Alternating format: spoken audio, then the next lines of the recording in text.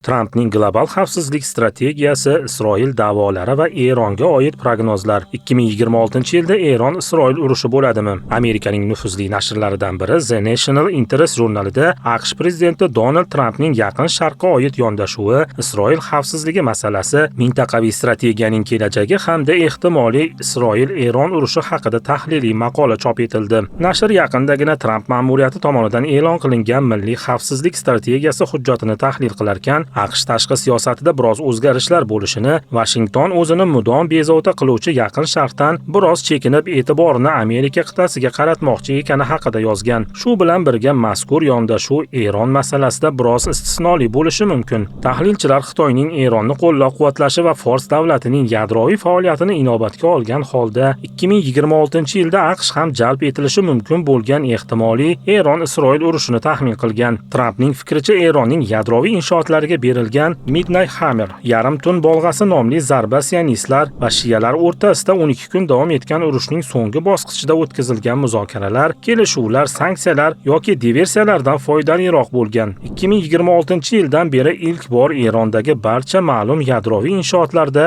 uranni boyitish to'xtatildi. Bu esa BMT Xavfsizlik kengashining ko'plab rezolyutsiyalarida maqsad qilingan, ammo amalga oshmagan natija bo'ldi, degan AQSh prezidenti. Ayrim amerikalik mulozimlar Eronning neft eksportini yanada cheklash va maksimal bosim siyosatini davom ettirishni taklif qilmoqda. Biroq Tramp bu siyosatni kutilganidek natija bermadi deb hisoblamoqda. Sababi 12 kunlik urushdan bir oy ham o'tmay Eron Yaman xusuylariga raketa va uchuvchisiz uchoqlar uchun ehtiyot qismlar yuborishni qayta tiklagan. Shuningdek, u Livanda joylashgan Hizbulloh harakatini ham qurollarini tashlashdan voz kechishga rag'batlantirmoqda, deyiladi tahlilda. Bu esa AQShning jahlini chiqaryapti. Tramp Isroil bosh vaziri Benyamin Netanyahu bilan Floridadagi uchrashuvi chog'ida agar Eron raketa dasturini rivojlantirishda davom etsa, Fors davlatiga qarshi kuchli zarba berilishini ma'lum qildi.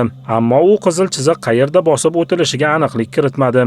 2026-yilda sanksiyalar ishlamayapti yoki Isroil vaziyatni to'liq nazorat qila olmayapti singari bahonalar yangi urushning boshlanishiga turtki bo'lishi mumkin.